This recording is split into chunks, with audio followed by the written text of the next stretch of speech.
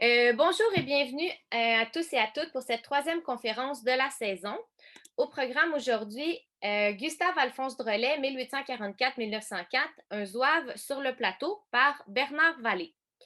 Je me présente, Amélie Roy-Bergeron, je suis chargée de communication et secrétaire à la Société d'histoire du plateau Mont-Royal. La conférence devrait durer environ 60 minutes et sera donc suivie d'une période de questions. Je cède la parole à la présidente de la Société d'histoire du plateau et directrice du centre de documentation, Huguette Loubert. Bonjour à tous. Au nom de la Société d'histoire du plateau Mont-Royal, je vous souhaite la bienvenue à la troisième conférence virtuelle de la saison. Deux autres suivront au cours des prochains mois. La prochaine est le report d'une conférence annulée au printemps dernier avec Joanne Burgess portant sur les tanneries du plateau et de Montréal, qui normalement aurait pris place dans le thème de la saison précédente de structuration du territoire du plateau au 19e et 20e siècle. Celle d'aujourd'hui et la dernière conférence au programme font partie du thème des personnages célèbres du plateau présenté cette année. La suivante et la dernière conférence nous présentera un couple méconnu qui fait ses marques au début du siècle dernier, soit Joséphine Marchand, journaliste, et Raoul Dandurand. Les conférencières seront leurs biographes Marie Lavigne et Michel Stanton-Jean. Surveillez bien vos annonces. Pour plusieurs d'entre vous, vous savez que les conférences présentées en collaboration avec la Bibliothèque du Plateau sont gratuites. Cependant, la présentation en ligne occasionne des frais non prévus. Notre appel à la générosité a été entendu, mais n'est pas tout à fait suffisant pour en couvrir les frais. Nous avons besoin de quelques adhésions nouvelles et ce serait fait. Pouvons-nous compter sur vous? En échange, nous vous offrons un bulletin fort apprécié, des activités intéressantes et des communications régulières. Vous trouverez le formulaire sur notre site. Votre soutien nous serait précieux et notre trésorier vraiment content. Maintenant, passons à la conférence. Bernard Vallée est animateur d'exploration urbaine depuis près de 45 ans.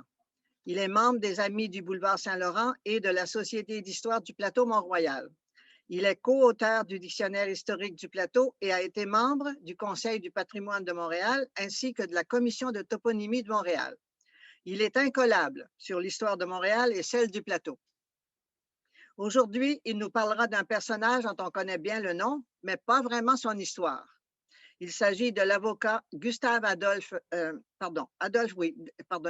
Drolet, un personnage haut en couleur à qui on doit le développement d'une partie du plateau. Chers amis, accueillons notre conférencier Bernard Vallée. Merci Amélie, merci Huguette et merci à tous et toutes qui vous passez de cette soirée très douce d'un faux printemps pour venir vous enfermer avec moi et parler un peu d'histoire du plateau. Alors, pourquoi en fait, excusez-moi,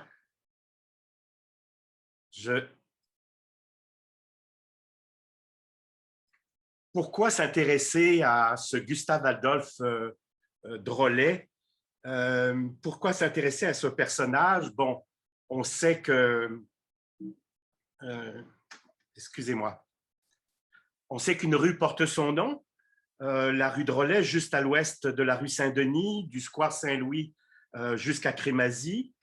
On doit aussi à Drolet un de ces magnifiques ensembles immobiliers qui est probablement un des plus photographiés à Montréal à cause de ses couleurs vives que des immigrants d'Europe du Sud ont utilisé peut-être dans les années 60-70. C'est d'ailleurs dans un de ces anciens cottages construits par Drolet sur la rue Drolet que j'ai fait mes premiers pas à Montréal en 1974 comme jeune immigrant, mais je n'avais aucune idée que je m'intéresserais un jour à la vie d'un des promoteurs de cet ensemble. On le retrouve même représenté au milieu d'une des grandes murales du plateau, cette murale qui est au coin de la rue Duluth et de l'avenue Laval, au milieu d'ailleurs accompagné des associés avec lesquels il a fait un grand développement immobilier dans le plateau et d'autres gloires culturelles de ce quartier.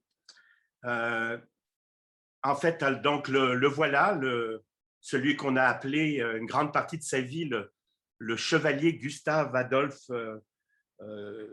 Drolet, qui en fait faisait partie de ce groupe d'ambitieux promoteurs qui sont à l'origine de ce qui représente en fait la première phase d'urbanisation planifiée de grande envergure sur le plateau Mont-Royal. On sait par exemple qu'à l'ouest, autour du boulevard Saint-Laurent, des familles Bague, Cherrier, Cadieux, Beaubien vont faire un certain nombre de lotissements. On sait qu'à l'est aussi, des Boyer, Logan, Lyonnais et autres vont faire de même à proximité de ce qui va devenir le grand parc La Fontaine. Et eux, c'est vraiment au milieu avec la rue Saint-Denis en plein cœur de leur territoire. Donc, c'est surtout pour son rôle dans cette première démarche de développement urbain planifié que je vais m'intéresser, enfin qu'on va s'intéresser à Drolet.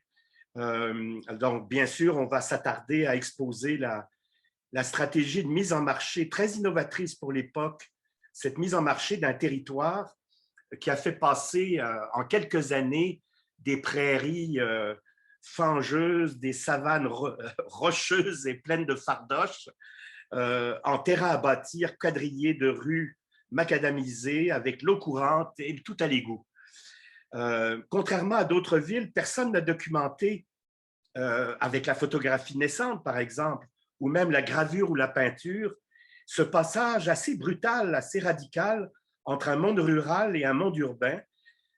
Personne n'a documenté ces gigantesques chantiers qui, avec une machinerie sommaire, ont asséché des marécages, canalisé des ruisseaux, nivelé des ravins et des collines pour offrir aux entrepreneurs des terrains bien plats pour monter leurs murs et leurs maisons.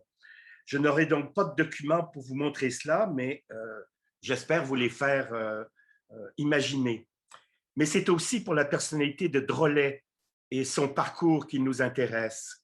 Celui qu'on appellera le chevalier Drolet toute sa vie à cause des décorations honorifiques de la chevalerie pontificale qu'on lui a accordée pour sa participation à la défense des États du pape et qu'il arbore fièrement jusqu'à la fin de ses jours.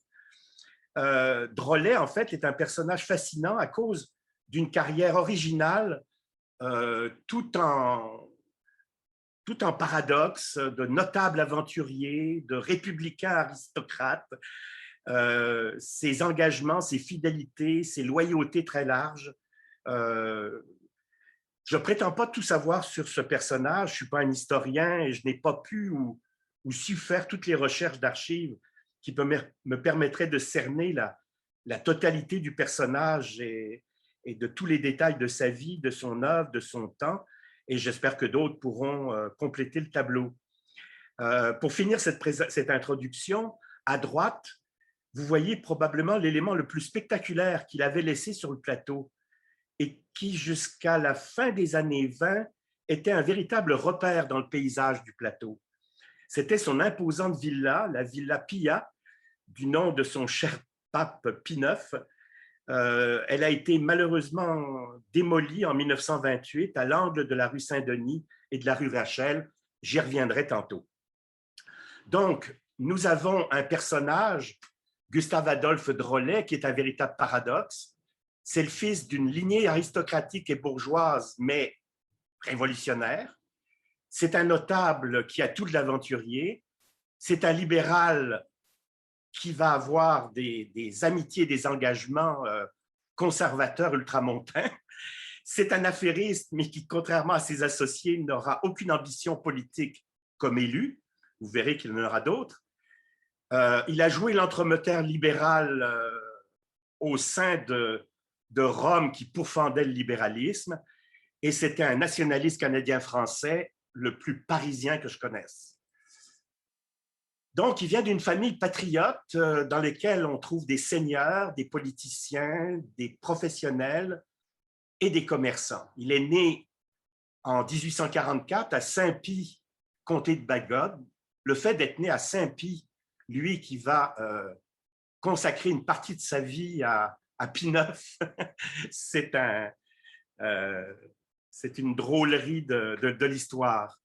Voilà sa famille. J'ai mis en rouge des gens sur lesquels on a de l'information précise sur leur engagement, on dirait aujourd'hui progressiste, de son arrière-grand-père René Boileau à ses grands-pères Joseph Toussaint Drolet ou François Chicot du Vert et son grand-oncle René Boileau, des patriotes, des républicains, des démocrates convaincus. Alexandre Drolet, son oncle, mais lui-même, quand il parle de ses parents, sur lesquels je n'ai pas d'informations, il disait « Né d'un père et d'une mère patriotes, petit-fils de 2 grands-pères emprisonnés en 1838, bercé sur les genoux d'une nourrice dont le mari avait été tué au feu de Saint-Charles, la fameuse bataille de Saint-Charles, mon enfance s'était écoulée sur les bords enchanteurs de la rivière Chambly, à jouer dans la prairie où s'était tenue la Grande Assemblée, la fameuse Assemblée des 6 comtés de la fin octobre 1837. L'ai-je assez fouillé le jardin pour y chercher des balles aplaties et des boulets de canon qui avaient lézardé le pignon de la grosse maison du bon docteur Duvert, mon grand-père. C'est en comptant les boulets que je pris ma première leçon d'arithmétique. Inutile de dire que jusqu'à mon entrée au collège, les troubles de 1837, étaient le sujet ordinaire des conversations de ma famille. Cette partie mouvementée et tourmentée de notre histoire est donc restée gravée profondément dans mon cœur. Alors, son ancêtre, René Boileau, son arrière-grand-père, a été élu dans la première chambre d'Assemblée en 1792. Il en est resté député jusqu'en 1796 et il va s'opposer au projet d'union du Bas-Canada et du Haut-Canada. C'était un partisan du Parti canadien qui est l'ancêtre du Parti patriote. On voit ici son image et sa femme, qui est une aristocrate, Joseph de Gane de Falaise, une origine aristocratique des premiers temps de la colonie. Vous avez ici donc le grand-oncle René Boileau, dont vous avez peut-être entendu parler parce que la maison qu'il avait fait construire, c'est cette maison que le maire de Chambly a fait détruire il y a 2 ans et qui a fait autant de bruit puisque c'était une maison citée, protégée et qui a été détruite par un maire particulièrement obtus en termes de protection du patrimoine et de l'histoire. Alors, ce grand-oncle, c'est-à-dire le frère de sa grand-mère, faisait partie de cette élite bourgeoise qui a pris fait et cause pour les patriotes. Vous voyez la grande image, vous la connaissez sûrement, cet immense tableau de Charles Alexander Smith qui a été peint en 1891. Drolet y est pour quelque chose, car quand ce tableau a été peint, il a été peint en fait suivant un programme, suivant une inspiration donnée par Drolet, qui donc avait 2 de ses grands-pères qui étaient présents et qui étaient même les vice-présidents de cette assemblée. Alors, son grand-oncle était là. Son grand-père, Chicot du Vert, c'est lui qui avait passé le terrain sur lesquels cette assemblée de 5, 6 ou 8 000 personnes, disent certains, s'est réunie. La dernière assemblée avant l'insurrection armée, en fait, c'est l'assemblée où ces bourgeois un peu timides vont prendre le pouls d'une population rurale extrêmement plus radicale qu'eux. Et c'est là qu'on va passer d'une lutte, je dirais, politique et parlementaire à la lutte armée.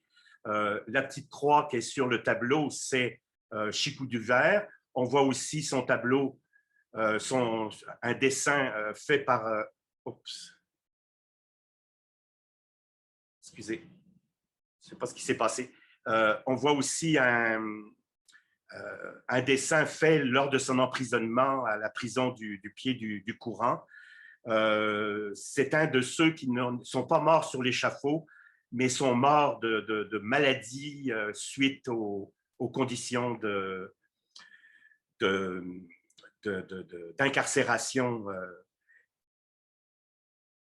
L'autre grand-père, peut-être le plus connu et le plus important de la famille de Drolet dans le mouvement des Patriotes, Joseph Toussaint Drolet.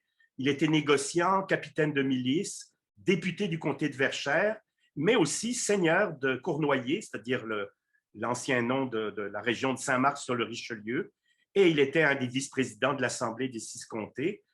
Lui aussi emprisonné après l'insurrection, il est mort de ses conditions de détention après avoir été libéré.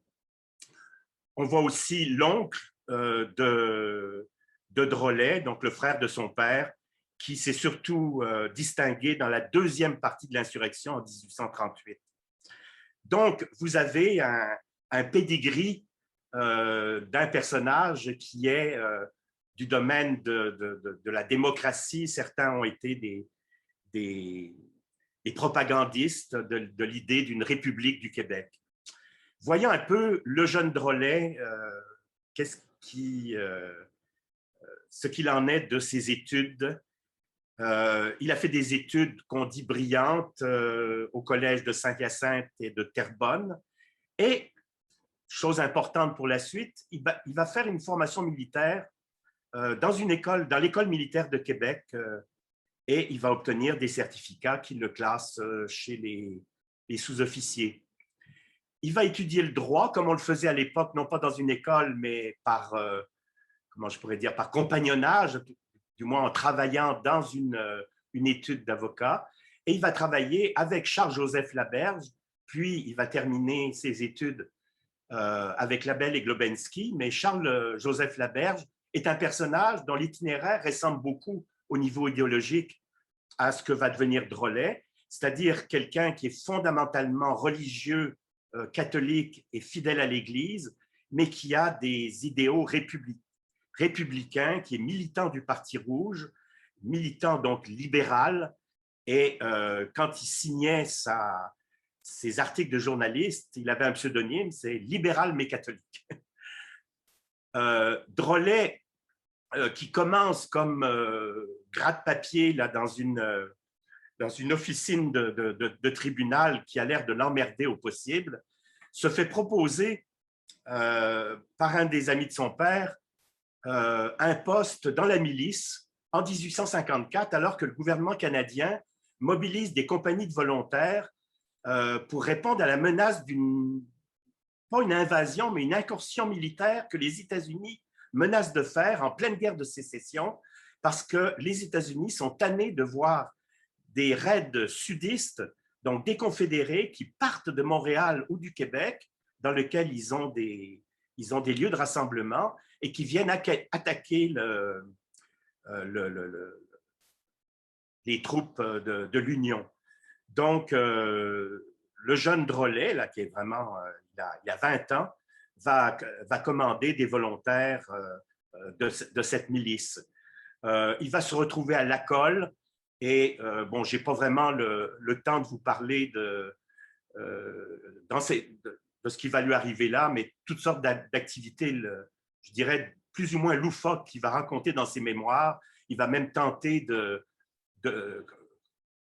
sans en parler à ses supérieurs, de prendre d'assaut un fort américain. Il va se tromper de route, se retrouver en plein dans des cérémonies de funérailles du président Lincoln. Il va rencontrer aussi le jeune curé Labelle, qui est curé de Lacolle au moment où il est là. Donc, toutes sortes d'aventures un peu loufoques qu'il va raconter dans ses mémoires un peu plus tard. Le jeune avocat, en fait, ça ne dure pas très longtemps. Il entreprend sa profession en 1867 en société avec Joseph Duhamel, qui, comme vous le voyez, est un libéral nationaliste, un militant du Parti libéral et qui a été militant du Parti national aussi. Mais ça ne va pas durer longtemps parce qu'il commence en 67. Théoriquement, il quitte cette association en 71, mais en 67 et 68, il va devenir zouave, il va devenir soldat du pape. Alors, récapitulons un peu ce qui se passe en Italie. Dès 1861, l'Italie,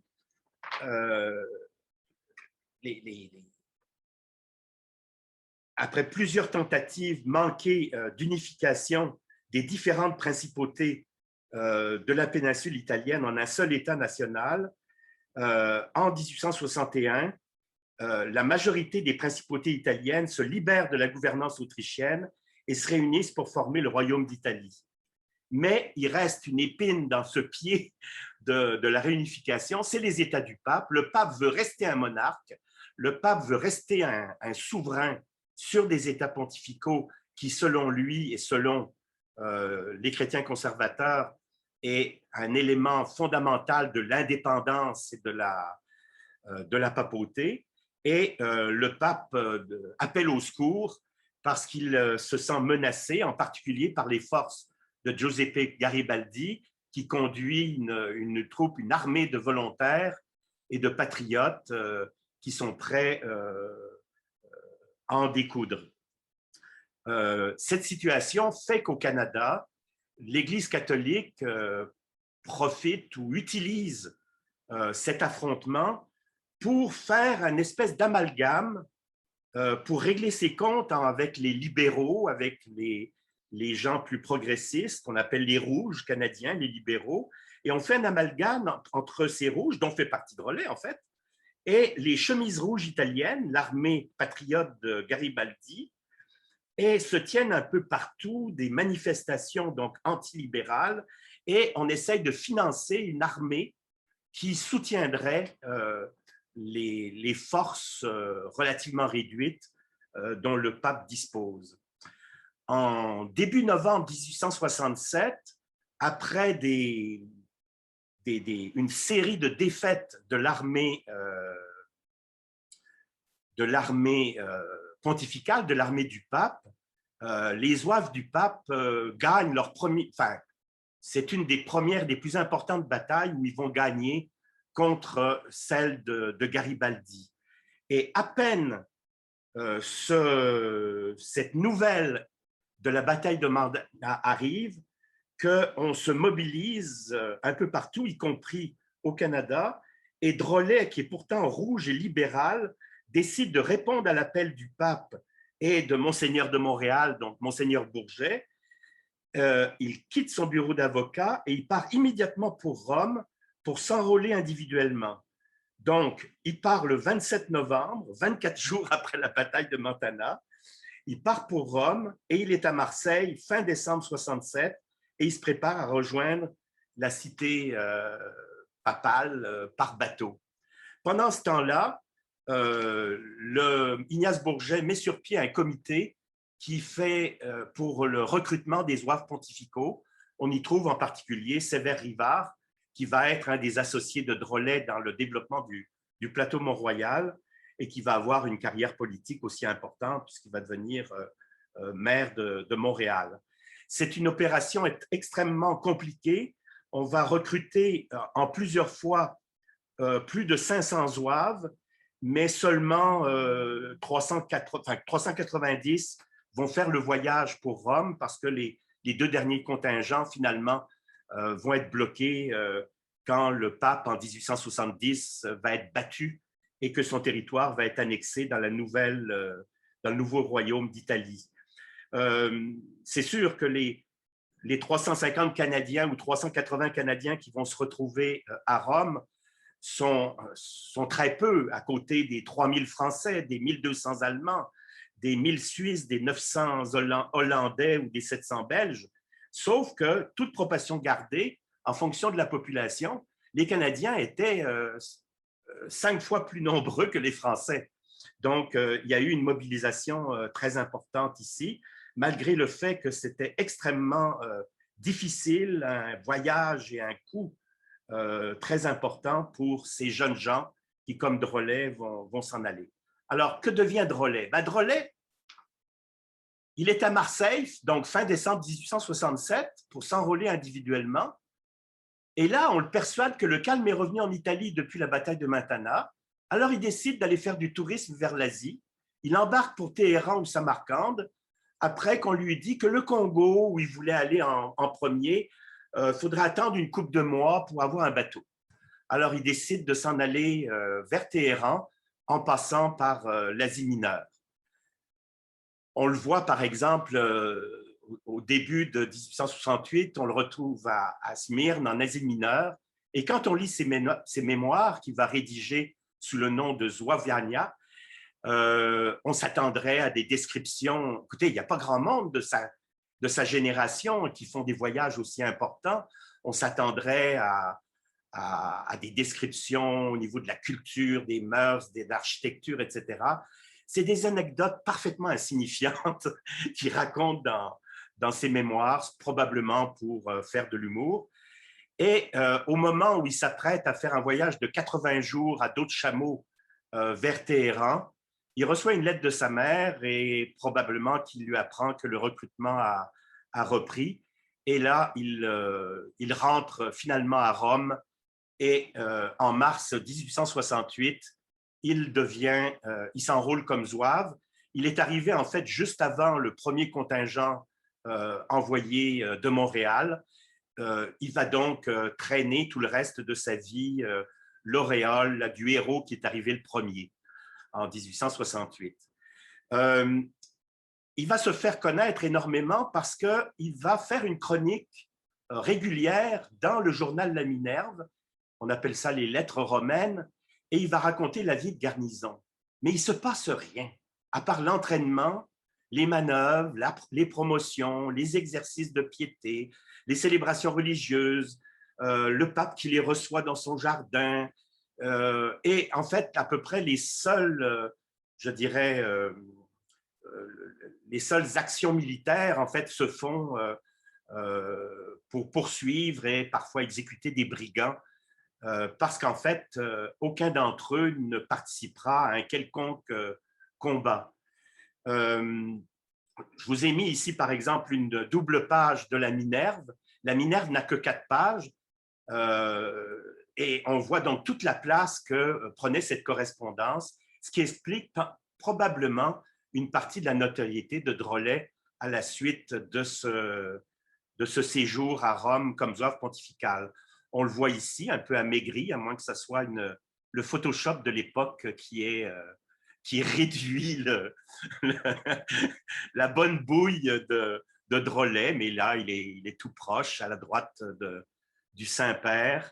Et on voit ici donc des gravures, des photos de l'époque où on voit les gens qui s'ennuient beaucoup, en fait. Ils font surtout de l'entraînement puis des travaux de police ou de garde à Rome.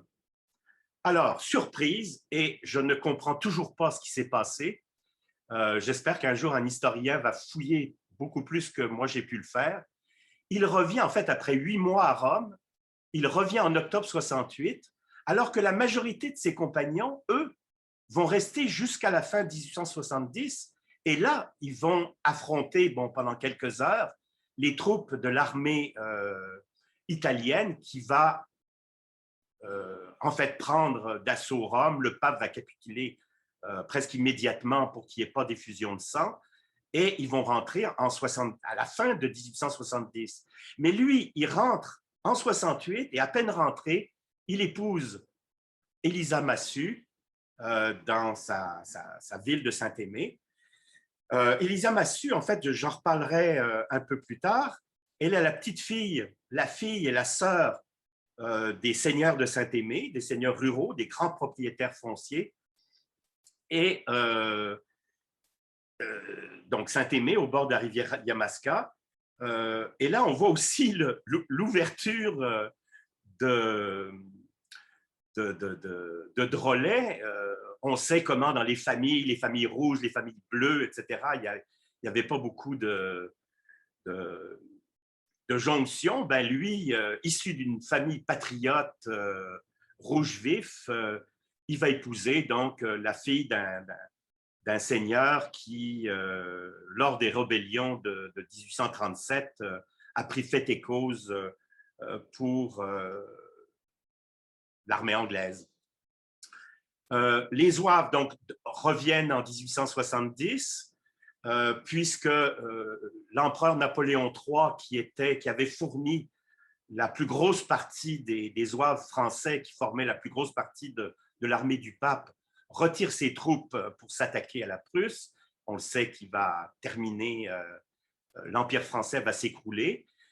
Sans la protection du corps français, l'armée italienne prend d'assaut Rome et les troupes sonnent leur reddition et le détachement des derniers zouaves qui étaient là-bas s'en vont.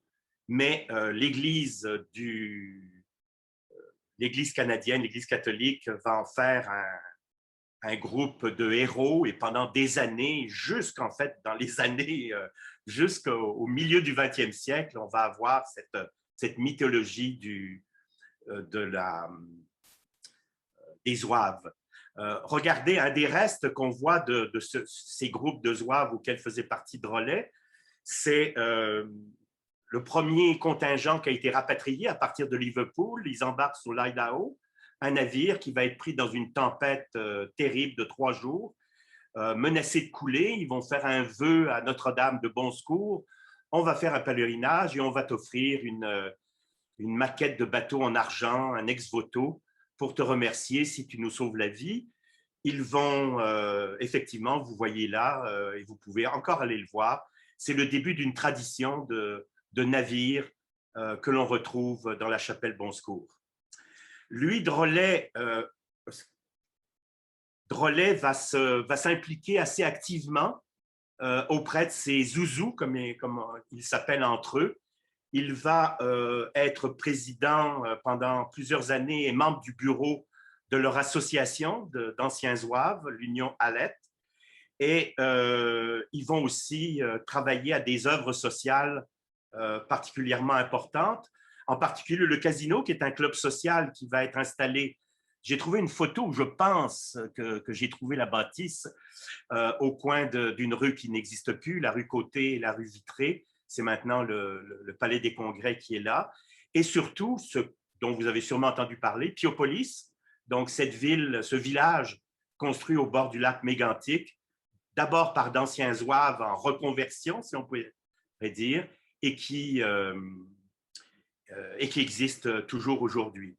Si vous allez dans la cathédrale Marie-Reine du Monde, vous verrez dans les bas-côtés est tout un ensemble commémoratif des zouaves dans lequel Drolet est bien en place. On y voit aussi à l'extérieur, sur le monument gigantesque de Louis-Philippe Hébert en l'honneur de Monseigneur Bourget, une évocation en bas-relief de son voyage à Rome pour rencontrer ses chers zouaves.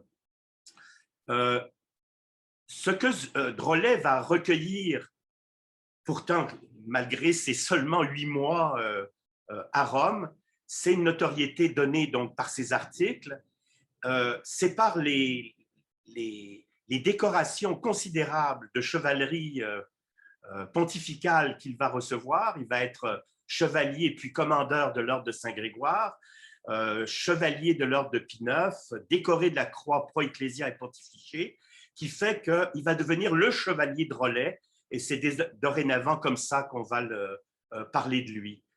Mais souvenez-vous, pour ceux qui connaissent un peu l'histoire de Montréal et l'histoire du Québec, dans les années 1868-69, on est en plein éclatement de ce qu'on appelle l'affaire Guibord, qui va mettre sur la place publique un affrontement entre l'Institut canadien dont fait partie Drolet, un ensemble de gens catholiques, protestants, athées, donc en général libres penseurs au niveau politique, qui s'affrontent avec Monseigneur Bourget, qui va finir par faire excommunier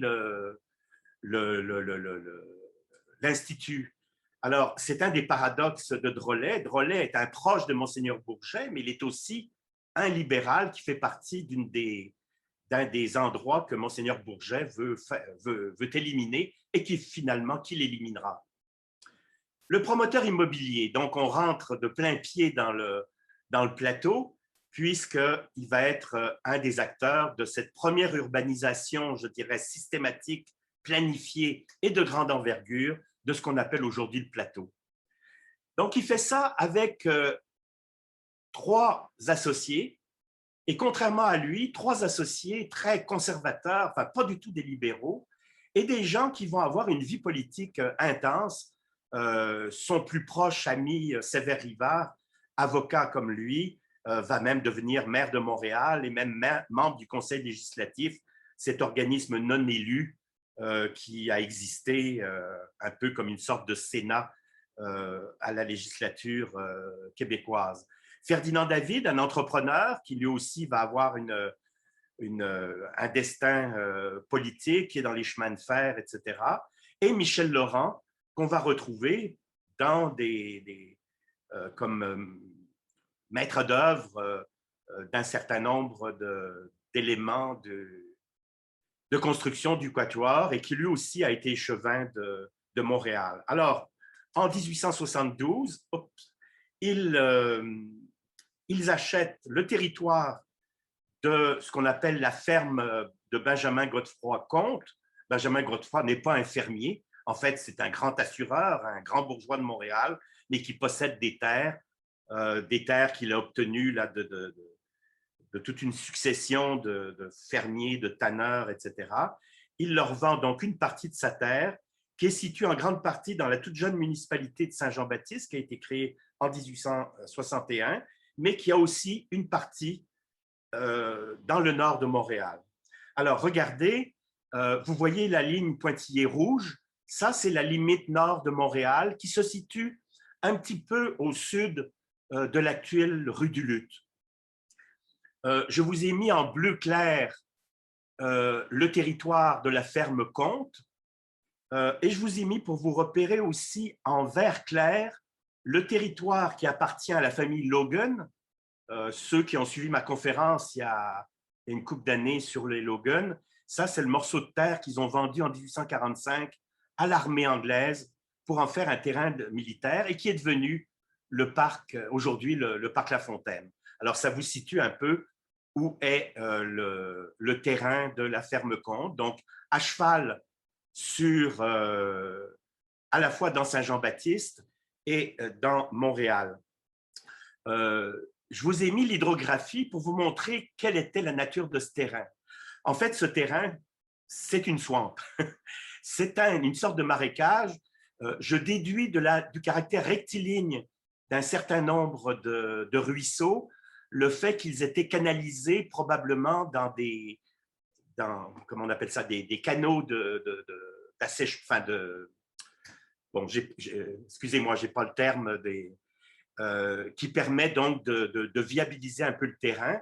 Et ça explique pourquoi, dans la description qu'on a fait de leur entreprise, on a dit qu'ils ont dû vraiment faire un travail de nivelage, d'assèchement extrêmement important et qui nous fait comprendre que de viabiliser les terrains comme les terrains du plateau, là, ne se faisait pas en claquant des doigts, qu'on avait devant, et c'est pour ça qu'en introduction, je vous disais tantôt, je n'ai rien trouvé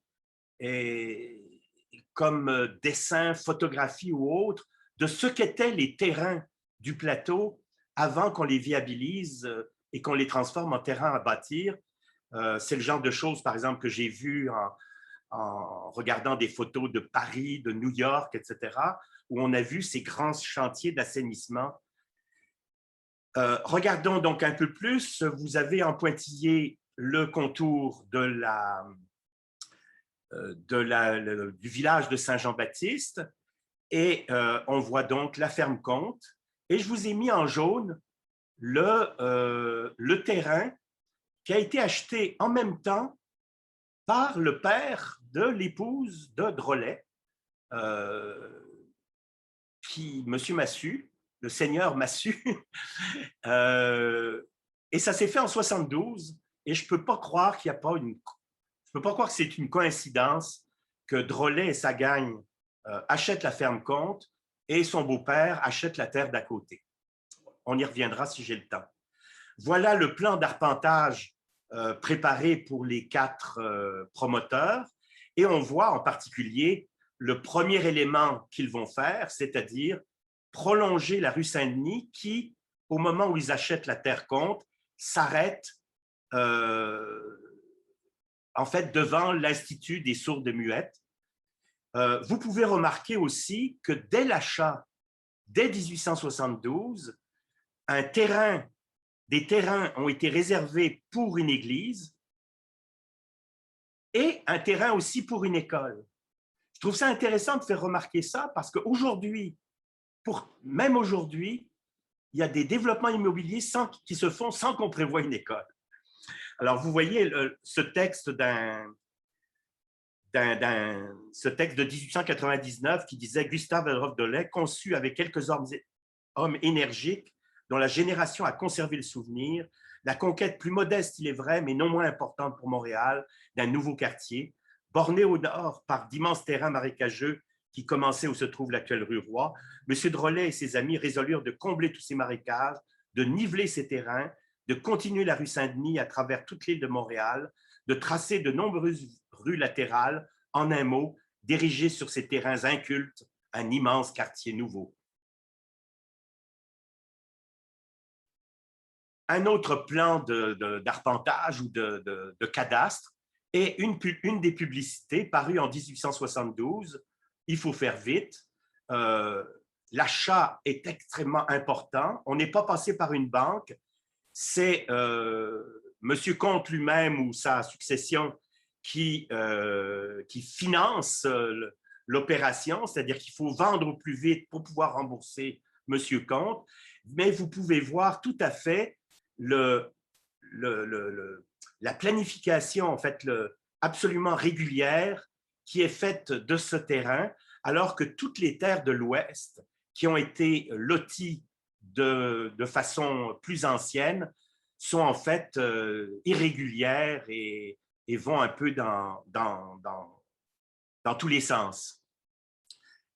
Cet autre dessin, cette autre carte nous montre un peu, nous introduit à la stratégie extrêmement innovatrice, peut-être pas la première fois que ça se faisait à Montréal, mais sûrement une des premières fois, où il y a vraiment une mise en marché d'un territoire pour le vendre au plus vite. Alors, quelle est sa stratégie? La première, j'en ai déjà parlé, c'est le fait de prolonger la rue Saint-Denis, donc je parle de ce qui est en bleu, là, le grand A, prolongement de la rue Saint-Denis vers le nord, mais observez la taille des lots de part et d'autre de Saint-Denis, ils sont plus profonds et plus larges pour admettre des bâtisses plus importantes et on les veut plus prestigieuses.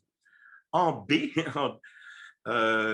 on donne à l'archevêché de Montréal 20 lots pour la construction d'une église. En C, on va construire, donc les promoteurs eux-mêmes, Drolet et sa gang, vont construire 45 maisons modèles rue Drolet pour, comme amorce, comme appel des futures constructions pour dire aux gens, regardez ce qu'on peut faire en plein champ. Il y a un quartier qui peut naître ici, voilà à quoi ça pourrait ressembler. On va aussi avoir la construction d'une école et la Villa Pia, qui est la résidence de Drolet, va s'établir au coin de Rachel et Saint-Denis pour montrer aussi quel genre de bâtisse exceptionnelle on pourrait avoir dans cette nouvelle banlieue. Et on veut ainsi rejoindre une population de classe moyenne supérieure pour la rue Saint-Denis, classe moyenne normale, je dirais, pour le reste des rues.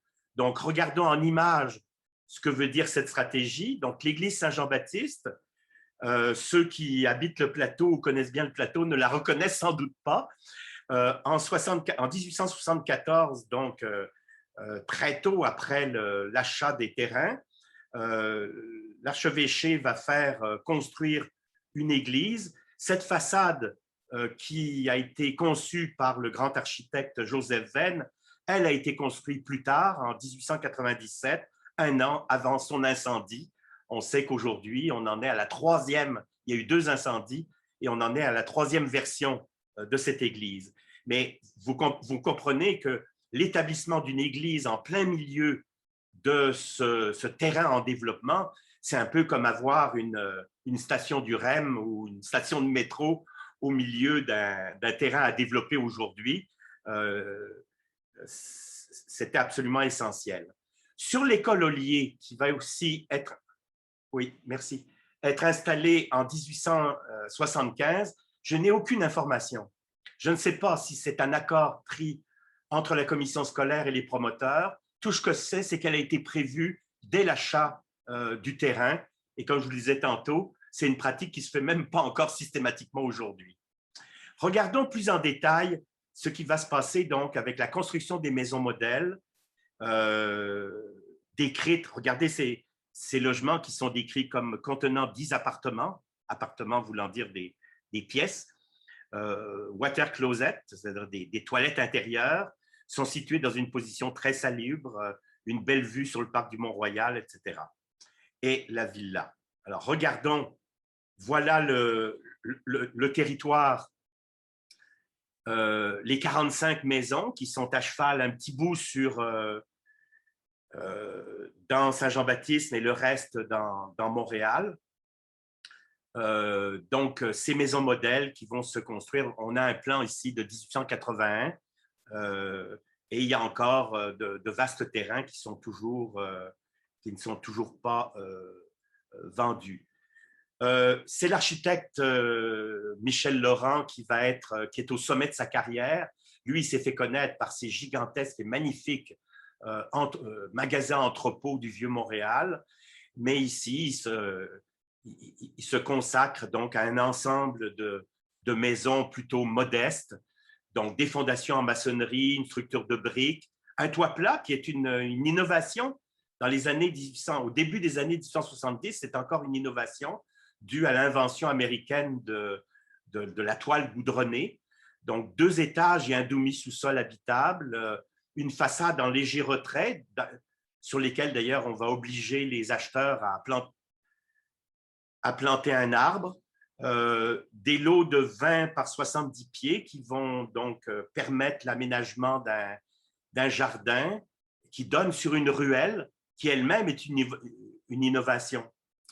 Vous voyez la façade de briques, très simple, mais est couronnée de ce qu'on appelle une lucarne pignon qui est bordée de lambrequins. Vous voyez ce bois découpé et surmonté d'un épi en faitage, en bois, une fausse mansarde, puisque le toit est plat, qui est couverte d'ardoise, et bordée d'une corniche, lucarne à pignon, et des magnifiques portes sculptées, qui sont les seuls décors, finalement, qu'on retrouve, avec aussi des linteaux en boiserie ouvrée. On voit que les bâtiments, cette série de bâtiments ont été vendus en Duncan en 2 fois, c'est-à-dire Drolet et ses associés ont été prudents. Ils ont construit une vingtaine de logements. Ils les ont vendus extrêmement rapidement le 20 octobre 1973. Ils ont donc lancé la 2e étape de l'autre vingtaine qui a été vendue tout aussi rapidement le 24 août de l'année suivante. Finalement, ils vont se retrouver avec surtout des investisseurs, puisque une grande partie des seulement 15 sur les 45 vont être des propriétaires occupants. Les autres, ça va être des locataires. On voit ici, 10 ans après la fin de la construction des logements, des maisons modèles sur la rue Drolet, des liquidations juste avant la dissolution de la société des 4 promoteurs immobiliers. Il reste encore quelques lots sur certaines rues. On y voit d'ailleurs certaines des maisons qui ressemblent un peu à ce que Drolet et ses associés ont construit sur la rue Drolet, donc des cottages et des duplex, mais on voit aussi des ensembles plus ouvriers où même vont apparaître certains triplex là, qui vont être construits plus on avance vers la fin du siècle. La Villa Pia, alors c'est cette maison que vous voyez sur la photo en noir et blanc ici complètement à droite, probablement construite par l'architecte Michel Laurent. On n'en a pas de garantie, mais moi j'en ai une profonde conviction. On voit d'ailleurs une autre maison construite probablement par le même architecte qui existe toujours sur la rue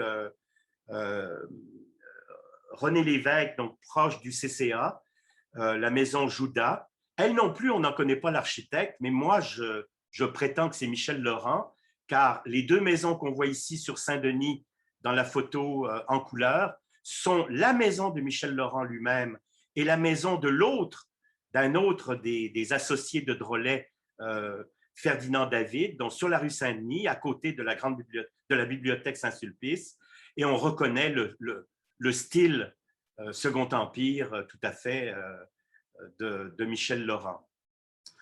Cette maison va être vendue probablement quand Drolet va se retrouver seul avec sa femme quand ses enfants vont être grands. Ça va être vendu à Charles-Ignace Guil. Ensuite, au juge Augustin Cyril Papineau, qui est le neveu de Louis-Joseph Papineau. Il va y vivre avec son épouse Louisa, sa fille Marie et son gendre Joseph Baudry et leurs deux enfants. Et un de ses enfants, c'est Pierre Baudry, l'arrière-grand-père de mes propres enfants. Alors, voilà ce qui est advenu de cette maison. L'élargissement de la rue Rachel en 1928 va la détruire. On voit ici un article de la presse avec la destruction et on voit le bâtiment qui a été reconstruit en 1931 par la Banque d'épargne qui avait acheté 30 ans plus tôt la maison pour la transformer en banque. Alors, qu'était l'arrivée à la rue Saint-Denis? Est-ce que l'amorce constituée par la villa de Drolet à l'angle de Rachel a fonctionné? Ça n'a pas fonctionné tout de suite et ça n'a pas fonctionné, je dirais, en grosse villa, mais ça a fonctionné en magnifique bâtiment. On voit ici en particulier en haut deux séries de 17 et 18 magnifiques maisons avec ces couronnements extraordinaires de la firme Rester et Fils. Et en bas, une des œuvres majeures de l'architecte Joseph Venn, qui est juste au sud de la rue Rachel. C'est six triplex, en fait, associés en ce qu'on appelle une terrace house, où chacun, en fait, des locataires ou des propriétaires d'un des étages a comme l'impression, en y rentrant, de rentrer dans une sorte de palais, d'une certaine façon. Je n'ai vraiment plus de temps, donc je vais passer sur les massues. Ça sera une autre chose. Que devient Drolet après toute cette opération? Il devient en fait très riche. Il est pas mal rentier, mais il va se consacrer au commerce international. D'abord en étant membre du jury des récompenses à l'exposition de Philadelphie. C'est un petit peu ridicule parce qu'on lui donne la tâche dans cette exposition universelle d'être membre d'un jury de concours de chiens. Alors, il va s'y faire remarquer quand même et il va commencer à remplir son carnet d'adresses. Mais c'est surtout l'exposition universelle de Paris en 1878 où Drolet va se distinguer à titre officiel de commissaire du Canada. C'est le gouvernement libéral qui va le nommer là. Et il va nouer des relations au plus haut niveau. D'ailleurs, dans l'extrait de ses mémoires qu'on voit ici, il fait un lien immédiat avec les fonctions qu'on lui confie et ses antécédents de zouave pontificale qui lui ont donné une aura de héros. Alors là, j'ai retrouvé des images du pavillon du Canada en particulier et une présentation par des Français de ce pavillon. Et j'ai remarqué que c'est la première fois qu'ils voyaient des chaises berçantes. Et ça a été une contribution marquante du Canada à cette exposition. Mais c'est surtout aussi les bois, les minéraux, etc. que Drolet n'y est sans doute pour rien dans cette architecture. Mais à titre de commissaire général, il est l'homme des communications, des rapports avec les autorités, avec les différents exposants, etc. Il va recevoir une Légion d'honneur qui va se rajouter, donc une autre chevalerie qui va s'ajouter à sa chevalerie pontificale. Donc, c'est la République française et la monarchie pontificale qui vont le rendre chevalier. Comme vous voyez, il mange à tous les râteliers. Drolet, le Parisien, je ne sais pas quand est-ce qu'il a commencé à résider à Paris, mais j'en ai trouvé des traces sur des documents dès 1888. Vous voyez, ce n'est pas n'importe où qu'il habite. Rue Marceau, dans le 16e arrondissement, à côté de la place de l'Étoile, dans le 8e, sur la chic rue de la Trémouille. Et c'est sûrement pas dans les combles que la famille Drolet habite, mais probablement dans les étages nobles. Ses fils qui sont enregistrés, je l'ai constaté, à la même adresse, font leurs études en Angleterre dans le plus vieux collège catholique d'Angleterre destiné aux enfants, aux fils de l'aristocratie et de la gentry. Sa fille est dans le chic collège des Dames de l'Assomption, pas loin de la maison de ses parents, rue de Lubec. Et lui-même va faire partie de ce comité international des ordres équestres pontificaux, où il siège avec des ducs, des comtes, des marquis, des généraux, des lieutenants-colonels. Lui-même va devenir lieutenant-colonel d'un régiment de Verchères, et il est membre honoraire du Conseil héraldique de France. Donc, il fait partie de toute une élite catholique, aristocratique, politique et militaire européenne, tout en continuant à passer une partie de sa vie aussi à Montréal. Donc, il se sépare en deux et il va devenir une sorte, il a même des bureaux d'avocats avenue du 4 septembre dans ces chics immeubles. Il va écrire donc ses mémoires, je vous en parlais tantôt. Il va être publiciste. Alors, publiciste, ce n'est pas la définition qu'on en donne aujourd'hui. Publiciste, en fait, c'est un rédacteur d'avis juridiques. En fait, il va avoir, et ça, c'est un aspect que je n'ai pas creusé, ça prendrait beaucoup de temps, il va faire énormément d'articles d'actualité sur des sujets d'actualité dans les journaux où il donne un point de vue de juriste. Il est l'homme aussi des missions délicates. Il va, par exemple, pour le gouvernement Honoré Mercier, partir en éclaireur auprès des banquiers européens pour quelques semaines ou quelques mois avant que le Premier ministre et son ministre des Finances aillent eux-mêmes faire la cour aux banquiers pour un emprunt de 10 millions. Et c'est quand sa facture de 18 000 $ va être déposée au gouvernement du Québec que ce qu'on va appeler l'affaire Drolet ou le scandale drôle va éclater. Et le gouvernement conservateur qui a succédé au gouvernement libéral va refuser de lui payer ça. La question des écoles du Manitoba est plus importante car c'est là qu'il va jouer, semble-t-il, un rôle un petit peu difficile auprès de son ami Laurier.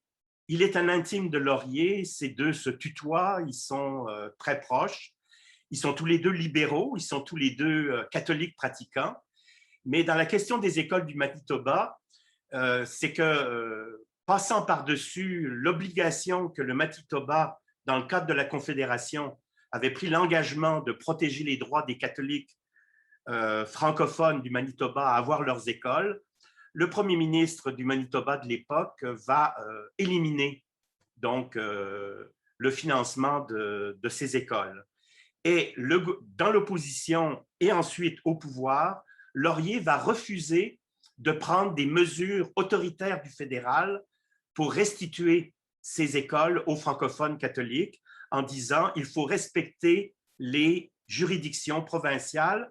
Et il va utiliser ce terme qui a été réutilisé par Justin Trudeau il y a quelques années quand il a pris le pouvoir. Il a dit qu'il faut que les chemins ensoleillés remplacent la coercition. C'est-à-dire, je vais négocier avec Thomas Greenway pour qu'il donne des droits aux francophones, mais je ne lui imposerai pas par la loi. Finalement, ça a donné un accord qui donnait une demi-heure de français aux francophones en fin de journée, quelque chose d'absolument ridicule qui a creusé la tombe du fait francophone au Manitoba. Mais à cette époque-là, donc Laurier a subi la haine, littéralement, là, du monde, enfin, de la hiérarchie catholique, qui s'est précipitée à Rome pour que Rome, bon, ce n'était pas une excommunication qu'on demandait, mais qu'on qu'on dénonce en fait Laurier, qu'on suspectait d'ailleurs, on faisait traîner des rumeurs qu'il était un franc-maçon, etc. Alors, Laurier se précipite sur son ami Drolet et va l'envoyer il va passer 3 ou 4 mois à Rome, rencontrer les membres de la curie, le pape lui-même, qui est Léon XIII à l'époque, pour essayer d'empêcher que les évêques ne salissent complètement la réputation de Laurier. Voilà. Donc, c'était l'homme des... Et je termine avec peut-être une des dernières responsabilités que s'est donnée Drolet avant de mourir en 1904 de maladie, je ne sais pas exactement laquelle. Il a fait partie donc de la Société générale de colonisation et de rapatriement. Pourquoi rapatriement? C'est finalement un effort de colonisation pour essayer de rapatrier les francophones partis par centaines de milliers, même par millions, vers les manufactures des États-Unis.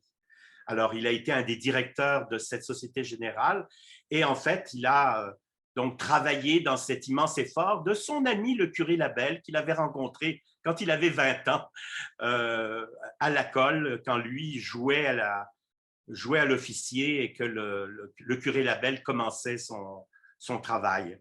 On le voit ici en particulier dans une photo, dans une visite dans un des lieux de colonisation. Il meurt en 1904. Je vous ai mis ici des petites photos de l'évolution du personnage. Son fils a changé de nom. Il s'appelait Gustave Massu Drolet. Et son oncle, le seigneur de Saint-Aimé, lui a remis ses biens en mourant en 1890, mais à la condition que le fils de Drolet devienne Gustave Drolet Massu. Donc, on a inversé les noms et il est devenu donc grand propriétaire terrien et hérité donc de la fortune de son père et de sa mère et de son oncle. Et voilà la dernière image de notre zouave du plateau. Je vous remercie de votre écoute. C'était ma première conférence par vidéoconférence. J'espère que ça n'a pas été trop ennuyant. Merci vraiment beaucoup, Bernard. C'était super intéressant. C'est pas plate du tout. Je suis sûre que tout le monde peut en témoigner. N'aie crainte. Simon Cadotte. Merci, Oui. M. Vallée, c'était très intéressant. Mais d'où je vous parle actuellement, c'est une des maisons de la place Comte. J'y habite sur la rue de Rolette, probablement pas très loin d'où est-ce que vous avez habité à partir de 74, c'est ce que vous disiez? J'étais au 39-46. Okay. Moi, je suis un peu plus au sud, 38-14, mais ça fait partie de la série de maisons. Vous voyez ici le mur de briques, c'est le mur mitoyen avec les autres maisons. Puis peut-être vous vous rappelez, c'était 5 religieuses qui habitaient ici, les Sœurs Sainte-Anne. On a acheté la maison des Sœurs Sainte-Anne. Il y en a beaucoup qui, depuis les années 60, ça faisait 30 ans qu'ils étaient ici. Alors, simplement ça, je voulais vous le dire. Merci. Merci beaucoup. En fait, il y avait un petit commentaire avant tantôt, c'est sur le lotissement. En fait, les lotissements étaient vraiment tout petits, constitués de petits lots tassés comme des sardines. Est-ce que tu voulais commenter? Ou... Oui, ben on dirait aujourd'hui que le quatuor là, de Drolet et de ses 3 associés avait probablement fait une étude de marché avec les 2 types de lotissements qu'ils ont fait. Ils ont fait à la fois le long de chaque côté de Saint-Denis des lots capables d'accueillir des maisons considérables en termes de taille et de prestige, mais aussi des maisons donc sur les rues de chaque côté, d'avoir des maisons, enfin d'avoir des cottages, parce que ça a l'air d'être serré comme des sardines, mais c'était des cottages, non pas des duplex, c'est-à-dire sur 3 étages, 2 étages hors sol et 1 étage en demi-sous-sol, c'était 10 pièces. Donc, avec 10 pièces, des matériaux je dirais, produits en série, parce que les lambrequins que je vous ai montrés, là, ils étaient découpés en série. Toutes les boiseries, ça n'a pas été gossé par des ébénistes, mais ça a été fait quasiment en usine, les premiers ateliers en série. Donc, il y avait tout un ensemble d'éléments usinés, d'une certaine façon, qui ont fait baisser les prix, mais quand même, pour des maisons qui étaient grandes, qui étaient vastes, 10 pièces, c'est pas n'importe quoi, et qui avaient aussi une allure coquette. Donc, on était avec des coûts bas, mais avec une allure de promotion sociale. Et ce qu'on voulait, c'est que ces gens de la classe moyenne inférieure qui étaient entassés, par exemple dans le Faubourg Saint-Louis ou dans le Faubourg Saint-Laurent, c'est-à-dire en bas de la rue Ontario, puissent monter dans ce qu'on appelait, pas encore le plateau, mais le haut de Saint-Denis. Et là, écoutez, il y a un texte où on dit que de cet endroit-là, alors qu'il y avait encore presque aucune construction, on voyait les montagnes de ce qu'on appelle aujourd'hui la Montérégie. Donc, on vendait, puisqu'on était au-dessus de l'escarpement de la rue Sherbrooke, dans ce plateau surélevé. On a donc construit ces maisonnettes qu'on trouve aujourd'hui tassées comme des sardines, mais qui à l'époque étaient des maisonnettes coquettes et amenant une taille, des matériaux et surtout des commodités. Dans le bas de la ville, les toilettes étaient des bécosses encore, c'est-à-dire des cabanes en bois dans un fond de cour qu'on partageait avec les voisins pour aller à la toilette. Tandis que là, c'était comme je vous l'ai lu tantôt, des water closets, c'est-à-dire des petites pièces aménagées dans la maison directement. Et des maisons aussi avec un vide sanitaire. Donc, ces gens-là ont su amener, bien sûr, se faire un pactole en prenant des risques très importants, parce que 1675 lots, vous imaginez, qu'ils ont réussi à vendre en fait en 10 ans et qui leur ont rapporté sans doute pas mal d'argent, mais ils prenaient un risque important et ils ont eu en fait une très belle analyse de marché, et leur stratégie aussi est tout à fait remarquable. Alors peut-être que des historiens parmi vous pourraient me dire que ce n'était pas du tout innovateur et que bien d'autres l'avaient fait avant eux, mais j'ai l'impression qu'ils faisaient partie des premiers à avoir eu ce schéma-là de terrain qu'on donne à l'archevêché, de prévoir une école, faire des maisons modèles, etc. Super, merci. Prochaine question.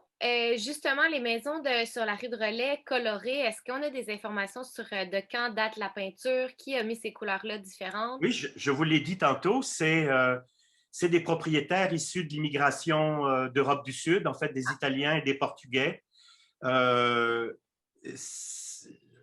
C'est à la fois réjouissant, ensoleillé et tout, mais ça a été une catastrophe terrible. Ces vieilles briques qui en général d'ailleurs venaient de briqueteries quasiment presque sur place, là, si ce n'était pas dans le quartier lui-même, c'était dans les zones d'à côté. Ces briques recouvertes, surtout à l'époque, dans les années 60-70, où les peintures étaient des peintures rough, là, qui étaient parfaitement imperméables. L'hiver, l'humidité produite par les habitants cherche à sortir. On essaye, au contraire, de calfeutrer la maison. Et cette peinture, normalement, la brique, l'humidité de la maison traverse le carré de bois, ensuite traverse la brique et s'échappe. Avec ces peintures, ben, ça ne s'échappe pas. Les briques, donc, se gorgent d'humidité et le gel les fait éclater. Et c'est pour ça que dans les rues où on a commencé pour des questions culturelles, pour faire beau, on sait par exemple que les Portugais dans les îles des Açores peignaient leurs maisons de couleurs vives, un petit peu comme font les gens des îles de la Madeleine avec leurs maisons de bois. Eh bien, ça a été une catastrophe. Ça a été, je dirais, folkloriquement beau, mais une catastrophe urbaine que tous ces murs peints dans le plateau Mont-Royal, la brique a éclaté. Et si vous allez sur Drolet actuellement, vous verrez qu'il n'y a à peu près pas de briques d'origine et certaines ont été remplacées par des briques industrielles d'un effet catastrophique. Merci. Rapidement, il y a des commentaires sur c'est vraiment intéressant. En fait, on en apprend, on comprend mieux la toponymie et toutes ces rues. En fait, tout d'un coup, ça a du sens. Notamment, la rue Mentana vient donc de la bataille de Mentana. Elle vient de la bataille de Mentana, mais aux surprises, elle ne vient pas de Drolet.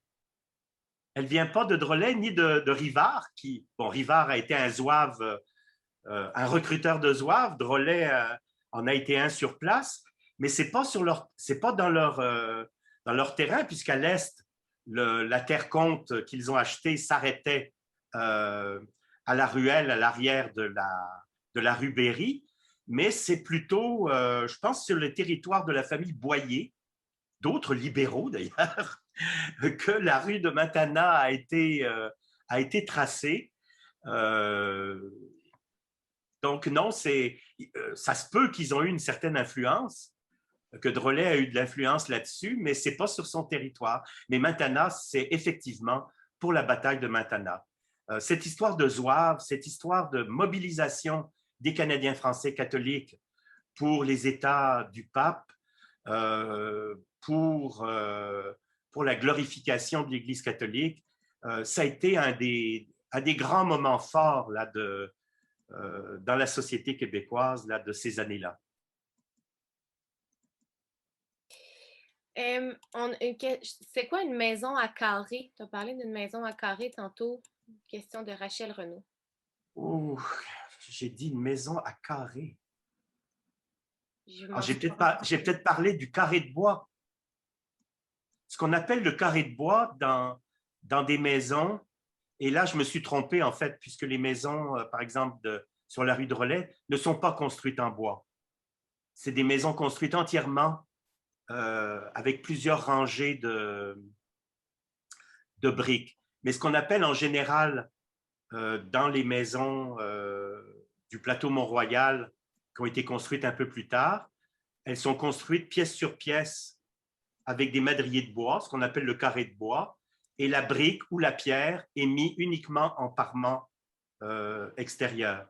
Tantôt, pour gagner du temps, j'ai supprimé une diapositive là, qui montrait le type de construction des maisons du type de la rue Drolet, mais on voyait effectivement que...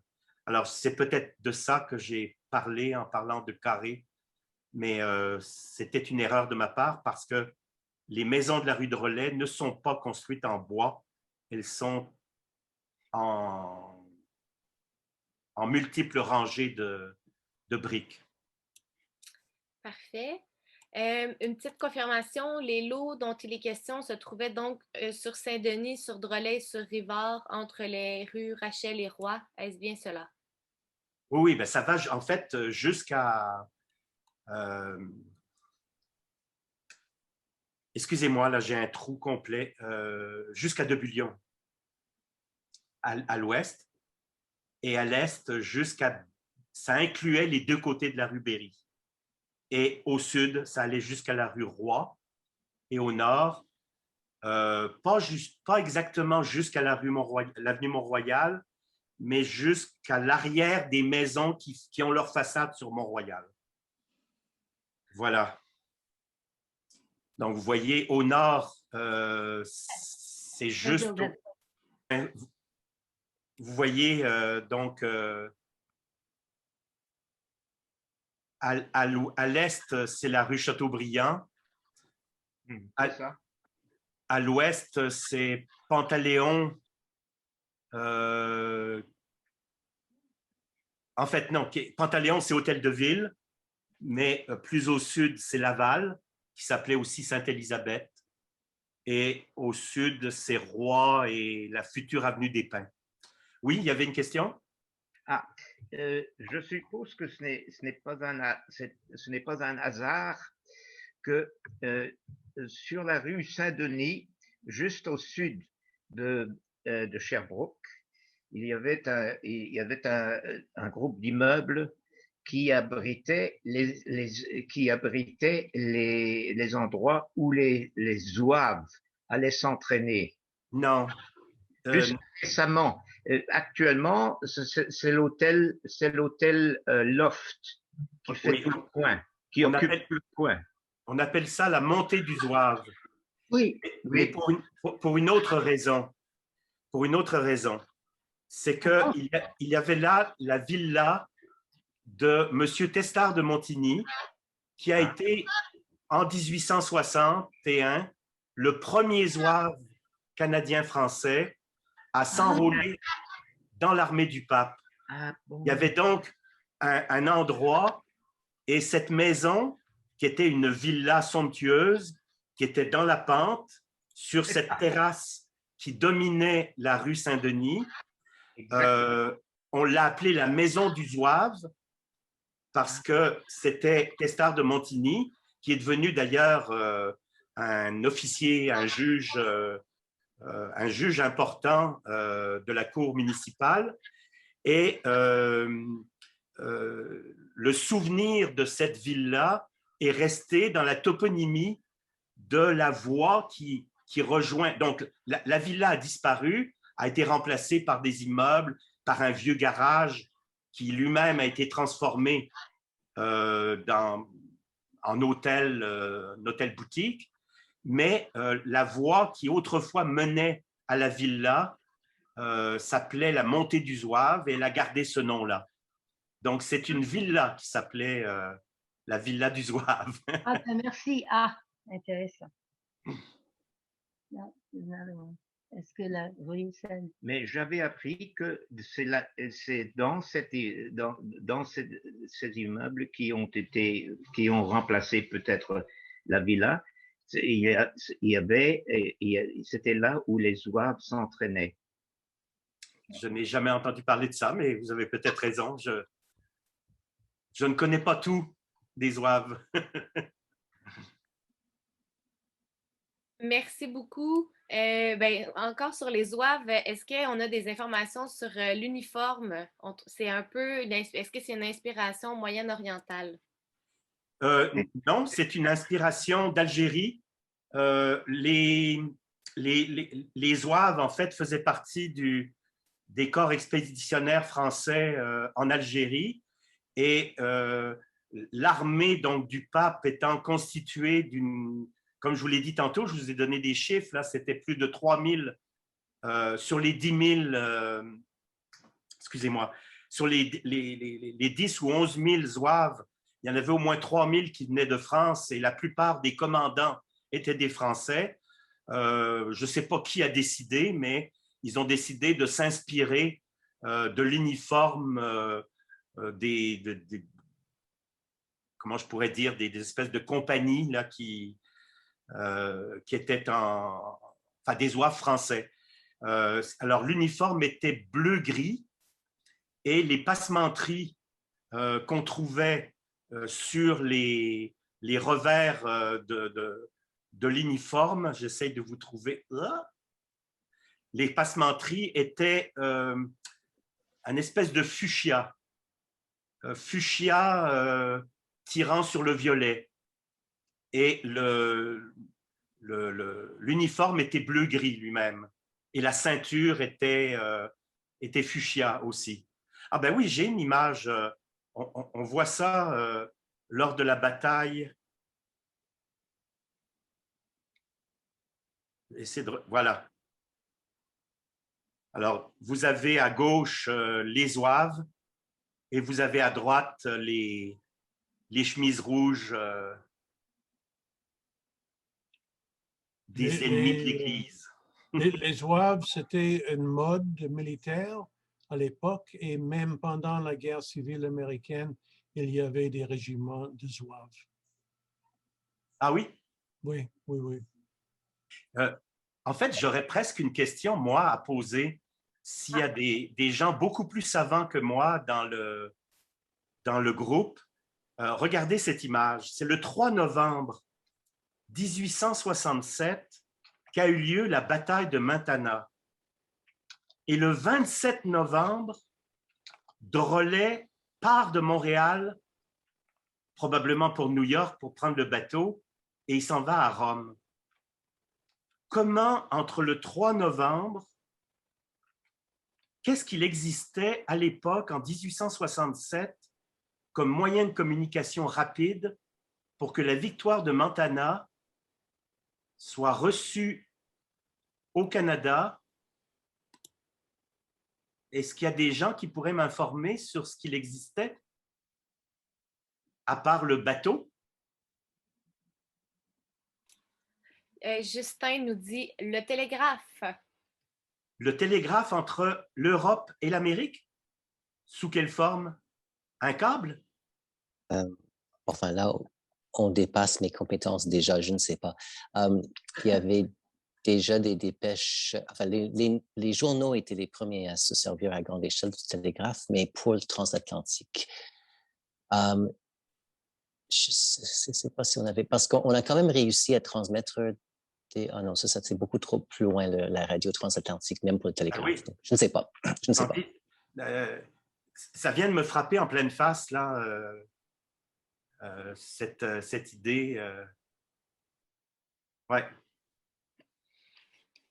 Comme tantôt, quand je vous ai montré des images des ancêtres de Drolet, et on voit l'assemblée des 6 comtés où il y avait entre 5 et 8 000 personnes. Ça a duré 2 jours. Je me demande qui a compris quoi que ce soit des discours qui n'étaient pas amplifiés. Alors, on m'a déjà dit qu'il y avait dans ces assemblées-là des relais.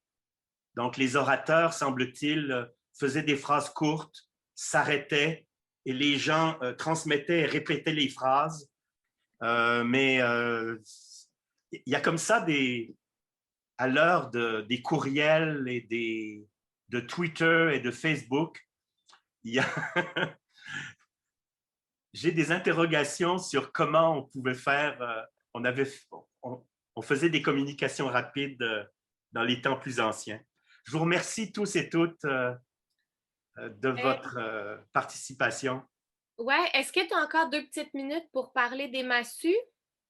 Ah, ben, si vous voulez, moi, je suis passé... 2 minutes. OK, je me souviens plus quand est-ce que ça intervient. C'est un peu après ça, je pense. Oui, c'est après.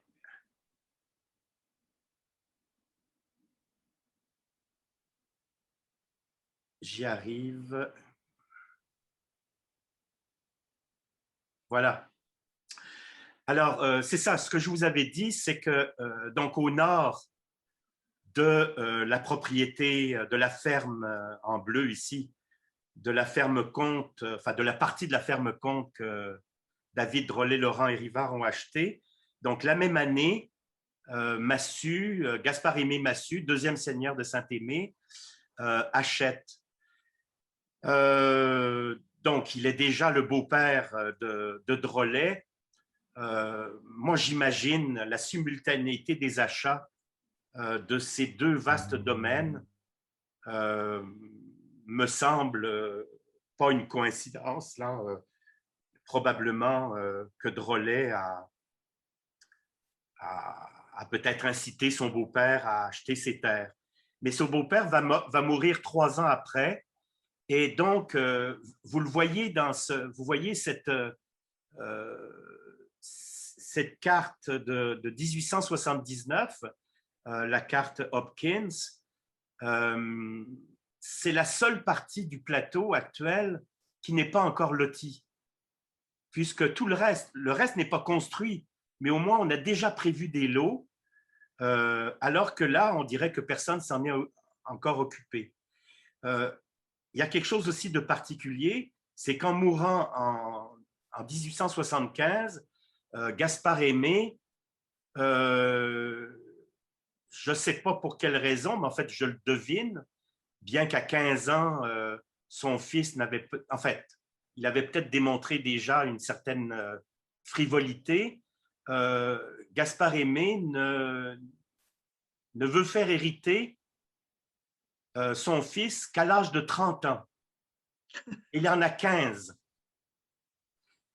Et ça veut dire qu'il va nommer donc 3 personnes comme co-exécuteurs testamentaires, ses 2 beaux-frères, ses 2 gendres plutôt, donc Gustave Drolet, le mari de sa fille aînée, et Albert Lucier, le mari de son autre fille, et Louis H. Massu, son frère, qui est aussi un député, qui tous les 3, c'est pour ça d'ailleurs que sur les cartes, c'est Louis H. Massu qui a son nom à partir des années 1875. Et rien ne va bouger sur ces terres-là pendant toute cette période. Donc, là encore, il faudrait creuser ça. Pourquoi Drolet était bien placé, mais comme exécuteur testamentaire, il n'avait sans doute pas le pouvoir avec ses compères, enfin, l'autre gendre et le frère de Gaspard Aimé. Ils n'avaient sans doute pas le pouvoir de faire du développement pour Joseph Aimé. Donc, il ne s'est rien passé. Et Joseph Aimé, lui, a, semble-t-il, eu une vie assez agitée de voyages et de toutes sortes d'excès, qui fait qu'à 30 ans, il est devenu non seulement héritier, c'est seulement donc à 30 ans qu'il a commencé à s'occuper de son terrain, mais il s'est fait élire. Ses biographes laissent entendre qu'il a acheté son poste de député donc à 30 ans, et à 31 ans, il est mort d'une maladie qu'on dit liée à sa vie dissolue. Donc, j'ai l'impression qu'il est mort de la syphilis, moi. Et c'est l'architecte Jean-Séphirin Rester qui était l'exécuteur testamentaire, et c'est lui qui va probablement, avec le fils de Drolet, devenu l'héritier donc de Joseph Aimé, qui va réaliser le lotissement et le développement de cette dernière partie du plateau à être restée libre. Cette partie, d'ailleurs, a été longtemps occupée par une des 7 pistes de course du plateau. Ça, c'est peut-être une autre conférence qui sera donnée un jour, mais il y a eu jusqu'à 7 pistes de course sur le plateau des années 1810 jusqu'aux années 30. Et il y en avait une donc qui était sur cette terre avant qu'elle soit achetée par la famille Massu. Voilà. Excellent. J'ai fait des recherches récemment et en fait, il y a des câbles télégraphiques qui avaient été déroulés dans le fond de l'Atlantique dès 1858. Oh, et donc... un autre batch qui avait été déroulé en 1866. Fait que ça prenait de quelques heures à quelques minutes transmettre des communications. Donc, le 3 novembre, dès que la victoire de Montana a été sue, à Montréal, il le savait. Et Drolet a donc pu prendre toutes les dispositions pour 25 jours plus tard partir pour New York et prendre le bateau et se retrouver. Alors, le voyage des Zouaves, c'était ça. Ils partaient pour New York, ils prenaient le bateau à New York et ils arrivaient au Havre, en Normandie, ou à Brest, en Bretagne.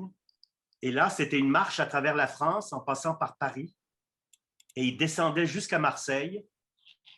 Et certains chroniqueurs, j'ai eu 2 sources là-dessus, certains disaient qu'ils passaient très discrètement parce que la France républicaine voyait d'un très mauvais œil, semble-t-il, pas en 1868, mais en 1870, certaines parties de la France républicaine voyaient d'un mauvais œil passer ces défenseurs de la papauté.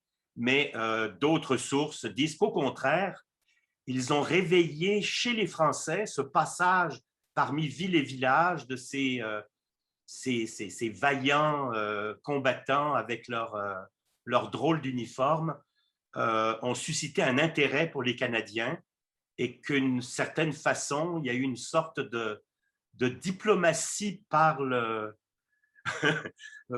zouave, une diplomatie douce qui a fait remonter ou réapparaître le fait canadien-français dans l'imaginaire des Français, quelque chose qui avait complètement disparu, semble-t-il, autrefois.